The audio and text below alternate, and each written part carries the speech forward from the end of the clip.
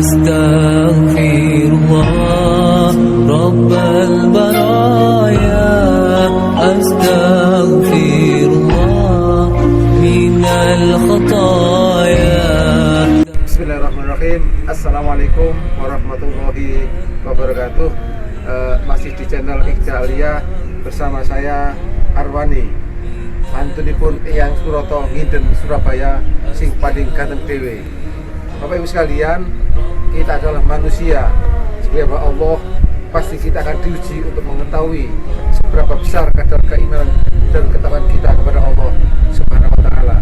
Setiap kita, siapapun kita, entah kita sebagai presiden maupun sinden, kita sebagai menteri maupun tukang patri, entah kita sebagai direktur maupun tukang cukur dan seterusnya, pasti kita akan diuji oleh Allah Subhanahu wa taala. Apakah kita akan lolos atau justru sebaliknya kita gagal menghadapi ujian itu. Kita diuji oleh Allah lewat harta kita, ada kalanya kita diuji lewat keluarga kita, ada pula kita diuji lewat ilmu kita dan seterusnya. Dan tidak jarang kita diuji dengan kesehatan, jantung sakit, liver bermasalah, sakit encok, atau wabah pandemi COVID-19 yang hingga ini belum jelas kapan akan berakhir. Wabah yang telah menghancurkan seluruh aspek kehidupan kita, mulai kaum elit hingga kaum alit, mulai dari ujung dunia hingga ke pelosok desa, semua terkapar tak berdaya dibuatnya. Barangkali Bapak Ibu sekalian, untuk mengakhiri pandemi ini, sebagai salah satu ikhtiar kita adalah menerapkan protokol kesehatan secara maksimal, meningkatkan imun dan sekaligus iman kita kepada Allah Subhanahu wa taala. Peningkatan iman ini Bapak Ibu sekalian sejalan dengan wasiat khatib setiap Jumat dalam khutbah Jumat, yang mana sebagai salah satu rukun khutbah Jumat, hai orang-orang yang beriman, mari kita bersama-sama meningkatkan iman dan takwa kita kepada Allah Subhanahu wa taala dengan takwa yang sebenar-benarnya. Dan jangan sampai kita mati selain dalam keadaan Islam. Demikian wasiat khotib Jumat secara berulang-ulang kita dengar setiap Jumat. Bapak Ibu sekalian, setiap musibah, ujian yang menimpa kita bisa jadi karena akibat kesalahan kita, sehingga Allah Subhanahu wa taala perlu menegur kita. Atau bisa jadi setiap musibah, ujian, sakit misalnya menimpa kita karena Allah Subhanahu wa taala sedang rindu pada kita. Allah sedang rindu akan ratapan kita. Allah rindu akan tangisan kita. Allah ingin tersenyum mendengar untayan kata-kata dalam doa kita panjatkan. Semua itu karena Allah SWT akan mengangkat derajat kita. Bapak Ibu sekalian, jangan kemana-mana. Saya akan kembali setelah tayangan berikut ini.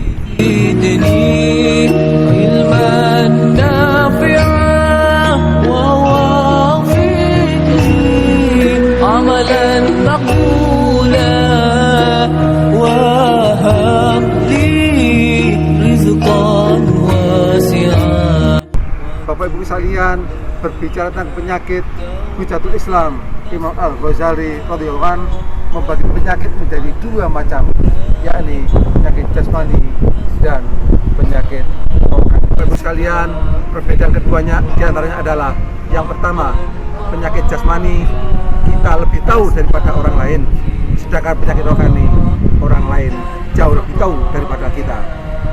Contohnya Bapak Ibu sekalian, penyakit jasmani orang lain tidak akan tahu. Ketika punggung kita sedang sakit panu, hanya kita yang tahu. Sebaliknya, penyakit rohani orang lain lebih tahu sifat kesopanan kita, kesewenang-wenang kita. Kita sering merasa paling benar, orang lain selalu salah.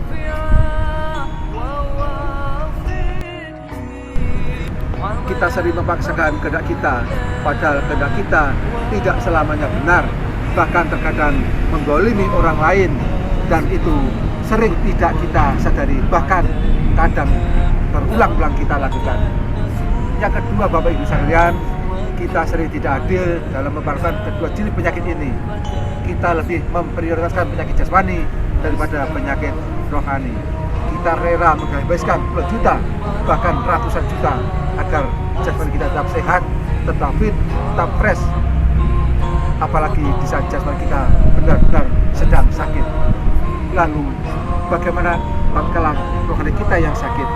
Di saat rohani sedang sakit parah pun kronis, kita masih dengan bedanya bilang bahwa aku lebih baik daripada orang lain. Lalu berapa rupiah yang kita investasikan untuk mengatasi penyakit ini? Yang ketiga, Bapak Ibu sekalian, jasmani yang selalu kita jaga secara maksimal, kita rawat secara all out. Ketika sakit, paling banter, paling mentok, akan menghancurkan dunia, kematian. Penyakit rohani, Bapak Ibu sekalian, subhanallah, akan merusak dunia, menghancurkan akhirat. Di dunia ini kita akan jadi bahan omongan, bahkan diujikan. Di akhirat kita akan jadi orang yang bangkrut, sebagaimana Rasul Muhammad SAW ingatan kita, karena orang-orang yang telah kita zalimi pasti akan mendapat keadilan. Nauzubillah min dzalik. Akhirnya sebagai pamungkas dari video ini, sekaligus sebagai pengaderman kita, mari kita jadikan setiap ketemu Allah, apapun baik itu nikmat, ujian maupun cobaan, kita tetap nilai ibadah di sisi Allah Subhanahu wa ta'ala.